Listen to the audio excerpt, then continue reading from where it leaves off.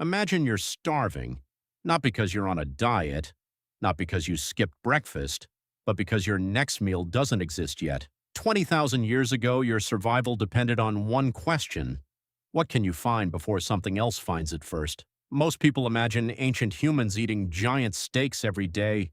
Movies love showing cavemen carrying massive pieces of meat over their shoulders. But the truth is far more surprising. There was no such thing as a typical meal. In fact, your ancestors probably ate more different foods in a month than many people eat in an entire year. So what did ancient humans actually eat every single day? The answer changed constantly. If they woke up near a river, breakfast might be fish or shellfish. If they were walking through a forest, it could be berries, mushrooms, nuts, or edible leaves. During certain seasons, sweet honey became one of the most valuable foods on Earth, and when food was scarce, even insects became dinner. It might sound strange today, but insects are packed with protein and healthy fats. Millions of people around the world still eat them. Meat was certainly important, but it wasn't guaranteed. A successful hunt could feed an entire group for days. An unsuccessful hunt meant everyone went hungry. That's why ancient humans never relied on just one food source. They became masters of adaptation. Archaeologists have discovered tiny plant particles trapped in fossilized teeth, animal bones covered with stone tool cut marks, and cooking sites dating back hundreds of thousands of years. Together, these discoveries tell an incredible story. Our ancestors ate almost anything that could keep them alive. Then something happened that changed human history forever: fire. Before cooking, many foods were difficult to chew or digest. Cooking softened meat. It broke down tough roots.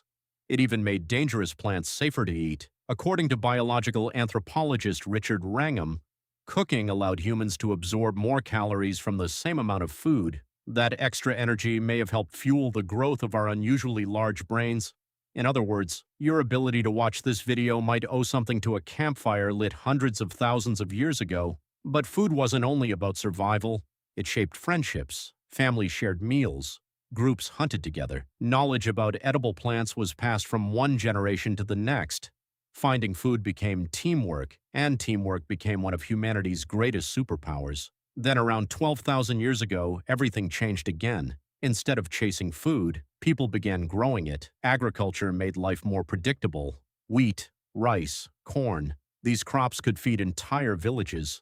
But there was a hidden trade-off. Ancient hunter-gatherers often ate hundreds of different plants and animals throughout the year. Farmers suddenly depended on just a handful of crops. Their diets became more reliable, but less diverse.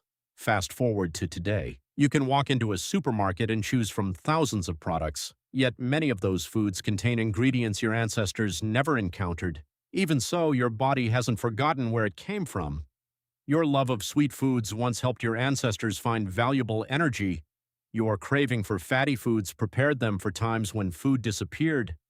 Your curiosity for new flavors encouraged exploration. These instincts weren't accidents, they were survival tools. So the next time you open your refrigerator, take a moment to imagine standing in a forest instead. No shelves, no labels, no delivery apps, just your knowledge, your instincts, and whatever nature decided to offer that day. Because for almost all of human history, that wasn't unusual. It was simply called dinner.